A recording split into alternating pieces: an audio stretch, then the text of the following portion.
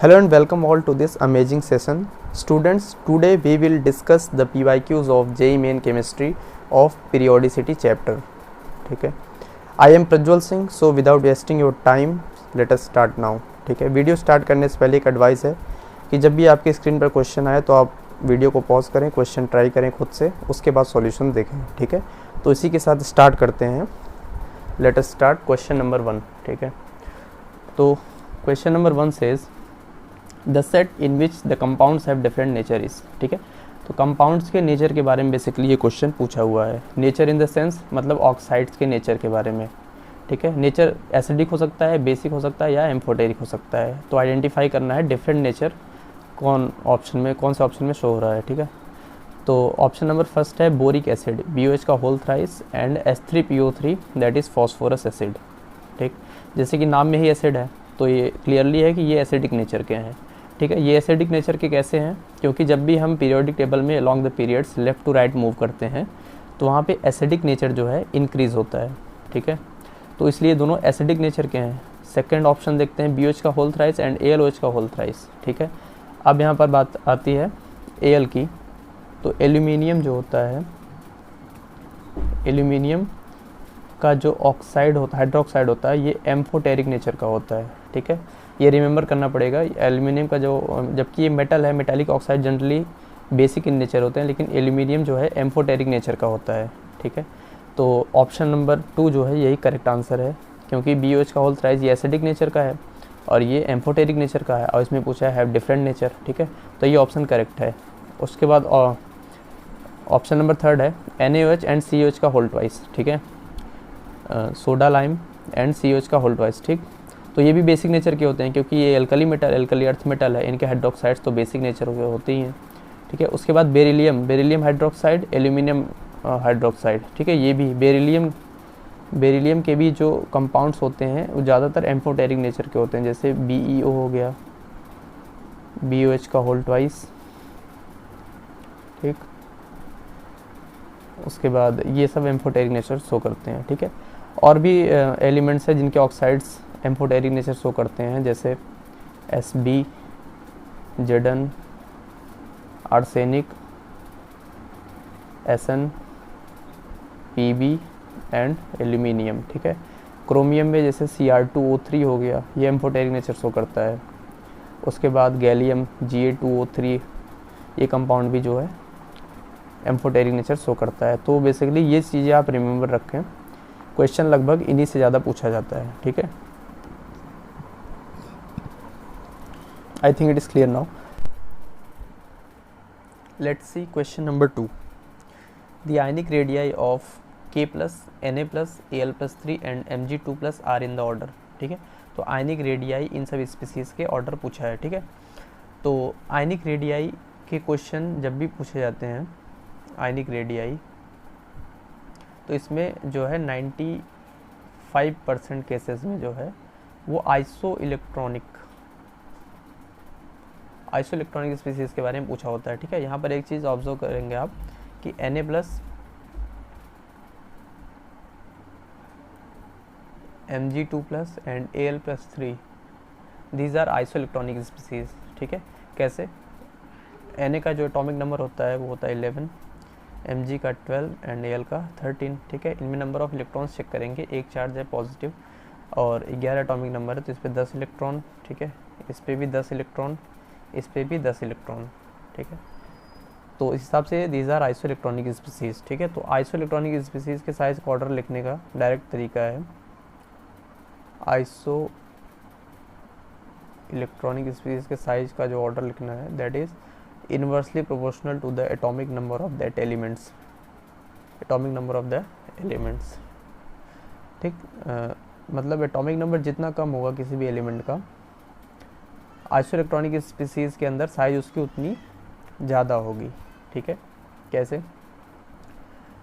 क्योंकि जैसे Na है, Mg है, Al है, Al+3, Mg2+, Na+, इसका एटॉमिक नंबर 11, इसका 12, इसका 13.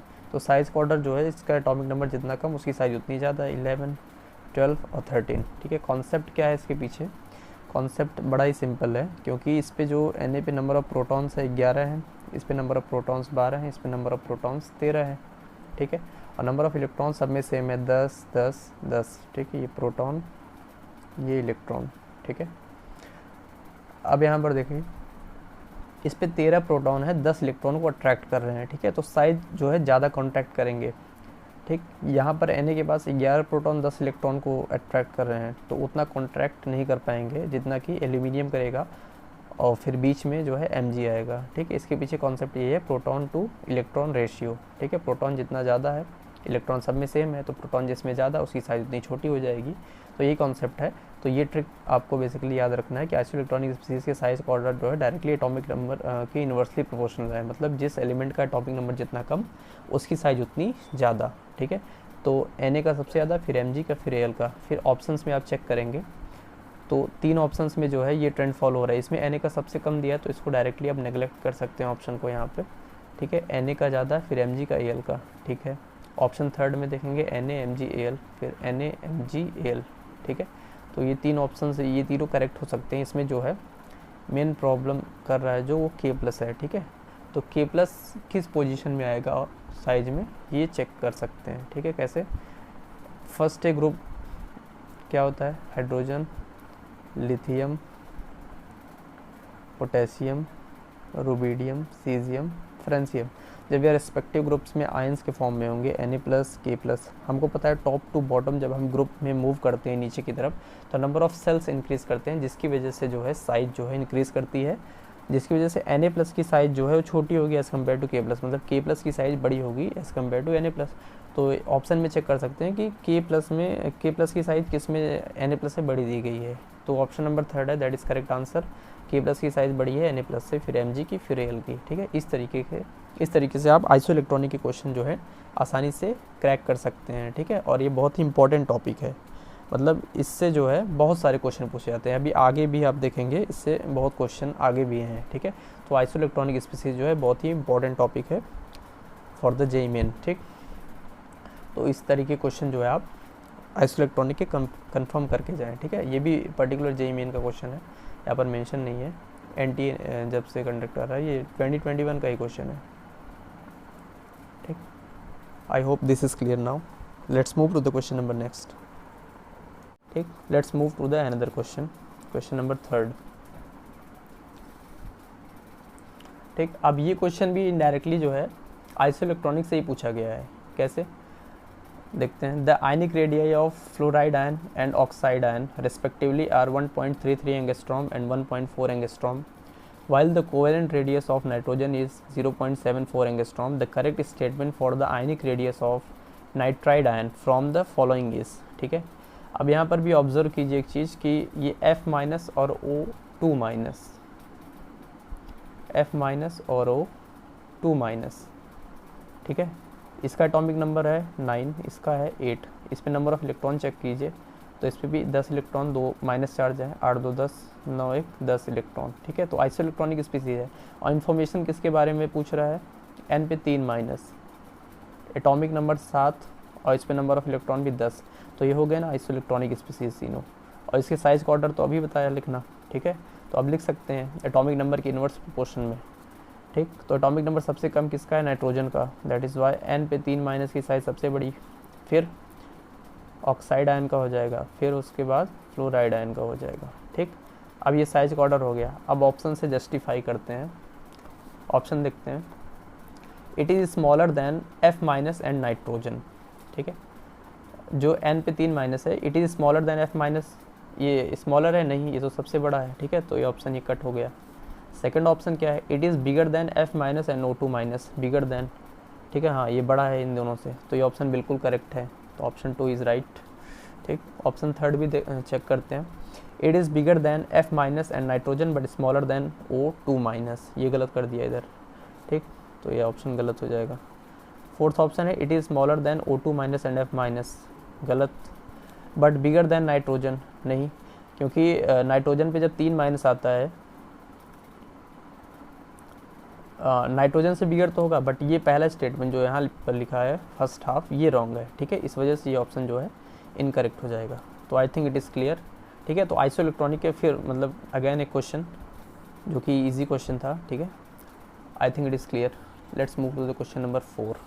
ठीक, ये भी एसिडिक बेसिक और एम्फोटेरिक नेचर बिहेवियर पे क्वेश्चन है. Question number 4, match list first to list second. ठीक है, इसमें ऑप्शंस नहीं लिखे हैं, काफ़ी लेंदी हो जाता, इसलिए जो है इसको डायरेक्टली हम मैच करा लेंगे. ठीक, वैसे भी आपको पता होगा तो आप डायरेक्टली मैच करा सकते हैं इसको. NaOH है, ये बेसिक नेचर का है, ये तो सबको पता है क्योंकि एल्कली मेटल है. Metallic hydroxide basic in nature होते हैं, तो ए का जो है सेकंड हो जाएगा. बेरिलियम हाइड्रोक्साइड, ये भी बताया था, ये बेरिलियम जो हाइड्रोक्साइड्स होते हैं वो एम्फोटेरिक नेचर के होते हैं और बेरिलियम ऑक्साइड भी एम्फोटेरिक नेचर का होता है. ठीक, तो बी का जो है थर्ड हो जाएगा. COH का whole twice, alkali earth metal hydroxide, ये भी बेसिक इन नेचर है, सी का सेकंड. BOH का whole thrice, boric acid, acidic nature, D का फर्स्ट. ठीक, उसके बाद AlOH का होल थ्राइस, ये एम्फोटेरिक नेचर का होता है, एल्यूमिनियम, ये भी डिस्कस कर चुके हैं, ई का जो है थर्ड हो जाएगा. ठीक है, तो इस तरीके से फ्रिक्वेंटली रिपीटेड क्वेश्चन आते रहते हैं. ठीक है, तो बिहेवियर पे आइसोइलेक्ट्रॉनिक के क्वेश्चन ये मतलब बहुत ही रेलेवेंट क्वेश्चन है. ठीक है, और पूछे जाते हैं. 27 जुलाई 2021 का क्वेश्चन है. ठीक, let's move to the question number 5.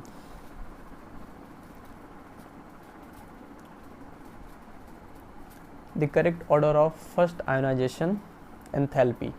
ठीक है, आयोनाइजेशन एंथैल्पी अभी भी क्वेश्चन आते रहते हैं. ठीक है, तो इसको डिस्कस करते हैं. तो इस तरह के क्वेश्चन जब भी आपके पास आए तो इसको एटॉमिक नंबर के सीक्वेंस में अरेंज कर लेना सबसे बढ़िया मेथड होता है. Mg, sulphur, aluminium, phosphorus. ठीक है, इसका एटॉमिक नंबर 12, 16, 13, 15. ठीक है, एटॉमिक नंबर एलिमेंट्स का पता होना चाहिए, कम से कम 1 to 30 जो है एलिमेंट्स याद होने चाहिए एकदम लाइन से, और उनको एटॉमिक नंबर भी. ठीक है, तभी आप क्वेश्चन सॉल्व कर सकते हैं इनऑर्गेनिक केमिस्ट्री के बेसिकली. ठीक, तो इस तरीके की हो गया Mg. अब इसको सीक्वेंस में अरेंज कर लेते हैं. Mg, Al, phosphorus, sulphur, 12, 13, 15, 16. ठीक, अब आयोनाइजेशन एनर्जी का ट्रेंड क्या होता है. आयोनाइजेशन एनर्जी किसी भी पीरियड में जब लेफ़्ट टू राइट मूव करते हैं अलॉन्ग द पीरियड्स, तो आयोनाइजेशन एनर्जी भी जो है इंक्रीज़ करती है. क्यों इंक्रीज़ करती है? क्योंकि साइज जो है डिक्रीज़ करती है. साइज कॉन्ट्रैक्ट करेगी तो आयोनाइजेशन एनर्जी जो है इंक्रीज़ करती है. तो आयोनाइजेशन एनर्जी जनरल ट्रेंड तो यही है कि आयोनाइजेशन एनर्जी इंक्रीज़ करती है. ठीक, तो जनरल ट्रेंड ये होना चाहिए, लेकिन इस हिसाब से आंसर हम नहीं दे सकते, ये गलत हो जाएगा. ठीक है, इसमें हमें एक चीज़ और ध्यान रखने की ज़रूरत है. क्या वो होता है? Neighbouring effect configuration. ठीक है, नेबरिंग कन्फिगरेशन ये भी हमें कंसीडर करना पड़ेगा. ठीक है, तो कन्फिगरेशन भी एक फैक्टर होता है नेबर्स में.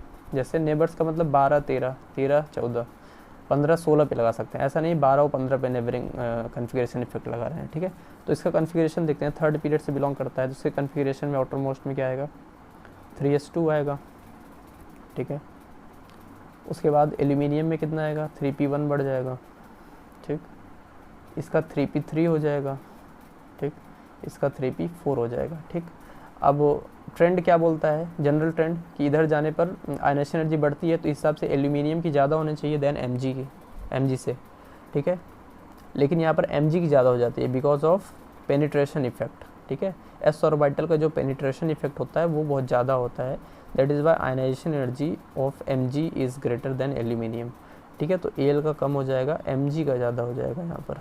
ठीक, उसके बाद देखते हैं फॉस्फोरस और सल्फ़र में. फॉस्फोरस और सल्फ़र में यहाँ पर P3 है, half field configuration. Half field और फुल फील्ड कन्फिगरेशन जहाँ भी आते हैं वो एक्स्ट्रा स्टेबल होते हैं, उनकी वजह से आयोनाइजेशन एनर्जी जो है बढ़ जाती है. ठीक है, अब यहाँ पर सल्फ़र का ज़्यादा होना चाहिए था, लेकिन कन्फिगरेशन इफेक्ट की वजह से फॉस्फोरस और सल्फ़र में फॉस्फोरस का ज़्यादा हो जाएगा एज़ कम्पेयर टू सल्फ़र. तो Al, Mg, sulphur and phosphorus.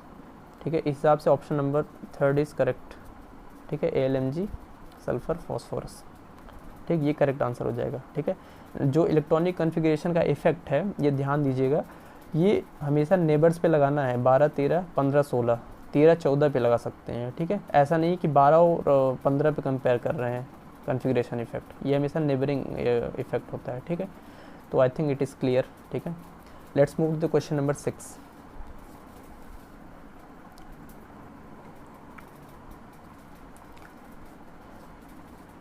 The question says identify the elements x and y using ionization energy values below. ठीक है, x and y ये दो एलिमेंट्स दिए गए हैं, आयनाइजेशन एनर्जी दी गई है किलो जूल पर मोल में, फर्स्ट सेकंड, ठीक है। तो x की जो फर्स्ट आयनाइजेशन एनर्जी है वो 495 है, और y की जो फर्स्ट आयनाइजेशन एनर्जी है वो 731 है, ठीक। Second ionization energy of x is 4563, ठीक है, और y का है 1450, ठीक है। तो इस हिसाब से हमको डिटेक्ट करना है कि ये एलिमेंट्स क्या हैं एक्स एंड वाई, ठीक। तो ऑप्शंस देखते हैं बारी बारी से। पहला ऑप्शन है एक्स जो है Na है और वाई जो है Mg है, Na Mg, ठीक है। अब हमें पता है इसका कन्फिग्रेशन क्या होता है, 3s1 3s2, ठीक है। और अलोंग द पीरियड जब इधर मूव करते हैं तो आयनाइजेशन एनर्जी क्या करती है, इंक्रीज़ करती है, ठीक है। तो फर्स्ट आयनाइजेशन एनर्जी जो है Mg की ज़्यादा होगी, ठीक। तो फर्स्ट आयनाइजेशन एनर्जी Mg की ज़्यादा दी भी गई है, ठीक है। तो ये ऑप्शन करेक्ट लग रहा है, लेकिन आगे भी चेक करते हैं, ठीक है। 3s1 3s2, तो ये हो गया। सेकेंड आयनाइजेशन एनर्जी में क्या होगा, यहाँ से सेल चेंज हो जाएगी, ठीक है। और जब सेल चेंज होती है तो आयनाइजेशन एनर्जी जो है एक्सट्रीमली बढ़ जाती है, ठीक है। तो सेकेंड आयनाइजेशन एनर्जी एक्स का देख सकते हैं कितना ज़्यादा है, क्योंकि यहाँ सेल चेंज हो गया है, ठीक है। 2p6 में आ गए, डायरेक्टली फुल्ली फिल्ड कन्फिग्रेशन में आ गए, इसलिए आयनाइजेशन एनर्जी देखो बहुत बढ़ गई यहाँ पर, ठीक। उसके बाद यहाँ पर सेल तो चेंज नहीं होगा, एक इलेक्ट्रॉन निकालेंगे फिर भी 3s से ही निकालना पड़ेगा, तो इसमें जो है बहुत ज़्यादा इंक्रीमेंट नहीं आएगा। तो इस हिसाब से ये मतलब ऑप्शन फर्स्ट जो है बिल्कुल करेक्ट लग रहा है, Na और Mg, ठीक। ऑप्शन सेकंड देखते हैं क्या बोल रहा है, X Mg है, Y फ्लोरीन है, ठीक है। Mg फ्लोरीन, तो Mg थर्ड पीरियड का एलिमेंट है और फ्लोरीन यहाँ कहीं आता है जो कि सेकंड पीरियड का एलिमेंट है, ठीक।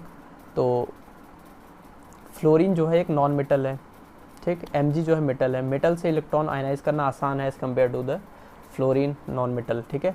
तो दैट इज़ वाई फ्लोरीन की जो आयनाइजेशन एनर्जी होगी वो ज़्यादा होगी एज़ कम्पेयर टू मैग्नीशियम, तो ज़्यादा दी भी गई है, तो ये भी सही लग रहा है, ठीक है। आगे चेक करते हैं, जो सेकंड आयनाइजेशन एनर्जी है वो मैग्नीशियम की ज़्यादा दी गई है as compare to the fluorine, तो ये नहीं हो सकता ना, नॉन मेटल्स की जो आयनाइजेशन एनर्जी है वो ज़्यादा ही होती है हमेशा, ठीक है, मेटल से, तो ये ऑप्शन कट हो गया। Mg Na ये कॉम्बिनेशन हो नहीं सकता, FMg ये भी नहीं हो सकता, ठीक। That is why correct option is option number first. I think it is clear. Let's move to the question number 7. The question says the characteristics of elements x, y and z with atomic number respectively 33, 53 and 83, ठीक है।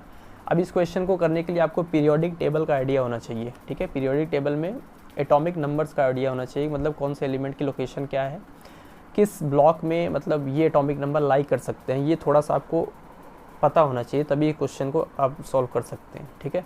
तो इसीलिए जो है periodic table पे command अच्छा होना चाहिए आपका, ठीक। तो ये atomic number 33, as we know atomic number 33 किसका होता है, आर्सेनिक का होता है, ठीक। 53 जो है आयोडीन का होता है, और 83 जो होता है वो बिस्मथ का होता है, ठीक। अब ये कैसे पता चला, ये आपको पीरियोडिक टेबल से ही पता चल पाएगा। पीरियोडिक टेबल में अगर कमांड है अच्छा तो ये आप जान सकते हैं गेस से, ठीक है। इसलिए कम से कम 30-35 तक तो एटॉमिक नंबर रटे होने चाहिए, ठीक। इसलिए आप तुरंत पता कर सकते हैं ये आर्सेनिक का है, ठीक है। उसके बाद आप देखते हैं क्या है, ठीक। तो आर्सेनिक 33 है, तो आर्सेनिक जो होता है ये मेटलाइड होता है, मेटलाइड होता है। आयोडीन जो होता है ये नॉन मेटल होता है, और बिस्मथ जो होता है ये मेटल होता है, ठीक है। तो X, Y and Z, ठीक। तो X is metalloid, Y is non metal and Z is metal, तो ऑप्शन 2 इज़ करेक्ट, ठीक है। I think it is clear. Let's move to the question number 8. The absolute value of electron gain enthalpy of halogen satisfies. 17 मार्च 2021 का question है, ठीक है. Electron gain enthalpy, ठीक है. Electron gain enthalpy actually होता क्या है, ये इलेक्ट्रॉन अफिनिटी का ही टर्म है. इलेक्ट्रॉन अफिनिटी क्या होता है, इलेक्ट्रॉन लेने की विलिंगनेस, ठीक है. आउटर मोस्ट सेल में एक इलेक्ट्रॉन लेके जो भी एलिमेंट एनर्जी रिलीज करता है उसको बोलते हैं इलेक्ट्रॉन गेन एंथैल्पी. मतलब इलेक्ट्रॉन गेन करने के बाद कितनी एनर्जी जो है रिलीज कर रहा है कोई एलिमेंट, उसको बोलते हैं इलेक्ट्रॉन गेन एंथैल्पी. जिसमें इलेक्ट्रॉन एफिनिटी पॉजिटिव होगी, मतलब इलेक्ट्रॉन लेने की विलिंगनेस होगी, वही इलेक्ट्रॉन गेन एंथैल्पी नेगेटिव ज़्यादा शो करेगा, मतलब एक्सोथर्मिक प्रोसेस होगा, ठीक है. तो ये भी जो है एक्सेप्शन से ही क्वेश्चन है, ठीक है. तो हेलोजेंस के बारे में पूछा है, फ्लोरीन, क्लोरीन, ब्रोमीन, आयोडीन, ठीक है. जनरल ट्रेंड क्या होता है, अलॉन्ग जब हम टॉप टू बॉटम नीचे ग्रुप में मूव करते हैं तो आयोनाइजेशन एनर्जी जो होती है वो डिक्रीज़ करती है, ठीक है. डिक्रीज़ करती है तो हिसाब से ऑर्डर ये होना चाहिए, ठीक है. लेकिन इसमें एक्सेप्शन क्या है, जो क्लोरीन होता है ये थर्ड पीरियड एलिमेंट है, इसकी इलेक्ट्रॉन एफिनिटी या इलेक्ट्रॉन गेन एंथैल्पी ज़्यादा हो जाती है as compare to the fluorine. तो ClFbRI ये आंसर जो है सही होगा, ठीक. That is why option third is correct, ठीक. तो इसमें ये एक्सेप्शन है, ध्यान रखना, क्योंकि इलेक्ट्रॉन लेके रखना भी है. इसके पास 2p ऑर्बिटल है, इसके पास 3p ऑर्बिटल है, ठीक है. 3p orbital bigger in size होता है, ठीक है. तो ये इलेक्ट्रॉन ईजिली रख सकता है. दैट इज़ वाई इसकी जो इलेक्ट्रॉन एफिनिटी या इलेक्ट्रॉन की एंथैल्पी है वो फ्लोरीन से ज़्यादा हो जाती है. जनरल ट्रेंड तो ये था, लेकिन ये गलत है, ठीक है.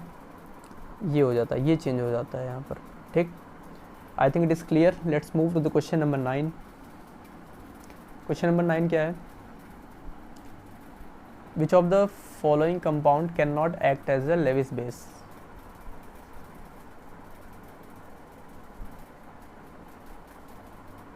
ठीक. लेविस बेस क्या होता है, लोन पेयर डोनर स्पीसी जो होती है वो लेविस बेस बोलते हैं, और लोन पेयर एक्सेप्टर जो होती है उसको लेविस एसिड बोलते हैं, ठीक है. तो इसमें जो NF3 है, ठीक है, NF3N जब 3 बॉन्ड बनाता है उसके पास एक लोन पेयर हमेशा ही रहते हैं, ठीक है. तो ये क्या हो गया, लेविस बेस है, ठीक. ये तो है. PCl5 फॉस्फोरस के आउटर मोस्ट सेल में कितने इलेक्ट्रॉन होते हैं, ठीक है, 5 इलेक्ट्रॉन होते हैं, ठीक. 5 इलेक्ट्रॉन होते हैं. अब 5 बॉन्ड भी इसने बनाए, मतलब इसके पास कोई लोन पेयर नहीं है, मतलब ये लोन पेयर डोनर नहीं है, इसका मतलब ये लेविस बेस नहीं है, ठीक है. इसलिए ये हमारा करेक्ट आंसर है, ठीक. SF4 क्या है, इसके आउटरमोस्ट सेल में, सल्फर के आउटरमोस्ट सेल में कितने इलेक्ट्रॉन होते हैं, 6 इलेक्ट्रॉन होते हैं, ठीक है. 286 कन्फिगरेशन आप बोरबरी रूल से करेंगे तो 286 हो जाएगा, ठीक है. तो 6 इलेक्ट्रॉन है, 4 बॉन्ड बनाए हैं, 2 इलेक्ट्रॉन मतलब एक लोन पेयर इसके पास प्रेजेंट है, ठीक है. इसलिए ये भी लेविस बेस है. ClF3 क्लोरीन के आउटरमोस्ट सेल में कितने इलेक्ट्रॉन हैं, 7 इलेक्ट्रॉन हैं, 3 बॉन्ड बनाए हैं, 4 इलेक्ट्रॉन, मतलब 2 लोन पेयर हैं इसके पास, ठीक. 2 लोन पेयर है, इसका मतलब ये भी लेविस बेस है. तो जो लेविस बेस नहीं है वो PCl5 है, वो हमारा करेक्ट आंसर 2 है. I think it is clear. Question number 10. The set of elements that differ in mutual relationship from those of the other sets is, ठीक है. तो रिलेशनशिप के बारे में पूछा है, LiMg, ठीक. तो जो सेकंड पीरियड के एलिमेंट होते हैं, जैसे lithium, beryllium, boron, carbon etcetera, और third period Na, Mg, Al, Si, ठीक है. तो इसमें क्या होता है, LiMg, इसमें डायगोनल रिलेशनशिप होता है, Beal, बोरॉन, सिलिकॉन, ठीक है. इसमें डायगोनल रिलेशनशिप होता है, मतलब इसका जो चार्ज बाई मास रेशियो है वो कहीं ना कहीं बराबर होता है, इसलिए इनकी काफ़ी प्रॉपर्टीज़ एक दूसरे से सिमिलर मैच करती हैं, इसलिए डायगोनल रिलेशनशिप बोलते हैं इसको, ठीक है. तो यही क्वेश्चन है. LiMg का होता है डायगोनल रिलेशन, सही है. बोरॉन सिलिकॉन का होता है, सही है. Beal का होता है, सही है. Li का नहीं होता, ठीक है. तो ये गलत है ऑप्शन में, तो option 4th is the correct answer, ठीक है. I think it is clear. Let's move to the question number 11, ठीक. अगेन आइसोइलेक्ट्रॉनिक का क्वेश्चन, ठीक है. The ionic radius of Na+ ions is 1.02 angstrom and the ionic radii of Mg2+ Al+3 respectively are, ठीक है. तो ये बिल्कुल isoelectronic species दिए गए हैं. तो आइसोइलेक्ट्रॉनिक स्पीसीज है Na+, Mg2+, Al+3, इसका एटॉमिक नंबर 11, इसका 12, इसका 13। साइज ही इसी हिसाब से हो जाएगा, जिसका एटॉमिक नंबर सबसे कम उसकी साइज सबसे ज़्यादा, Na+ की साइज सबसे ज़्यादा, फिर Mg2+ की, फिर Al+3 की। The ionic radius of Na+ ion is इतना, ठीक है। Na+ का दे दिया है 1.02 एंगस्ट्रॉम और इसके बारे में पूछ रहा है, ठीक है। MgAl, तो ऑप्शंस फाइंड करते हैं। सबसे पहले तो Mg का ज़्यादा फिर Al का कम होना चाहिए। इट मीन्स पहली वैल्यू जो है बड़ी होनी चाहिए और दूसरी छोटी होनी चाहिए, ठीक है। तो ये 1.05 0.99 सही है, 0.72 0.54, 0.85 0.99 ये गलत है। पहली वैल्यू जो है बड़ी होनी चाहिए, ठीक, ये भी गलत हो जाएगा। अब इन दो ऑप्शंस में से कंफर्म करना है।